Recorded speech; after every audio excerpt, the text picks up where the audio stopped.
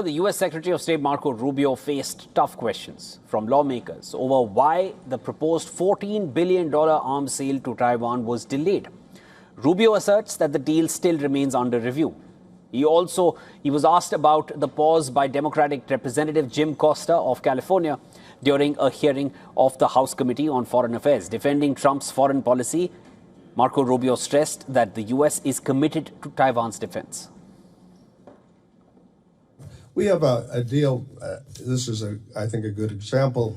You've not granted final approval on $14 billion arms deal for Taiwan, which I want to emphasize was a sale, not a gift. Do you think that protecting Taiwan is still important?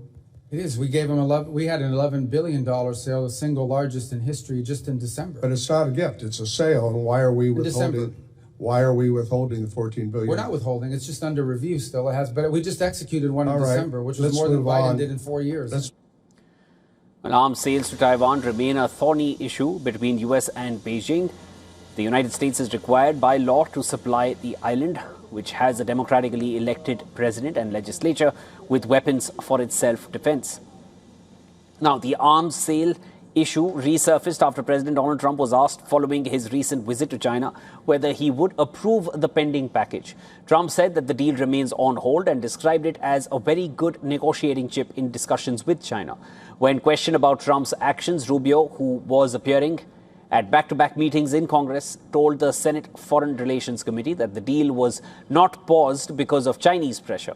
Earlier, the acting U.S. Navy Secretary Hung Kao was asked the same question at a congressional hearing. He claimed that the $14 billion deal to Taiwan was paused to ensure the American military had sufficient munitions for its Iran operations.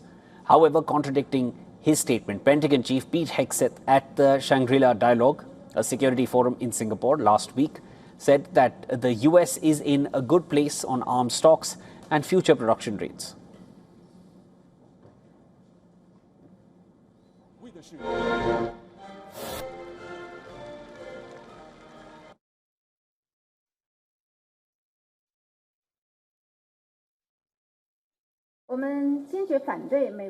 We firmly oppose any form of military contact between the United States and China's Taiwan region. The so-called defense technology ecosystem conceals the malicious intentions of the Democratic Progressive Party authorities to seek secession.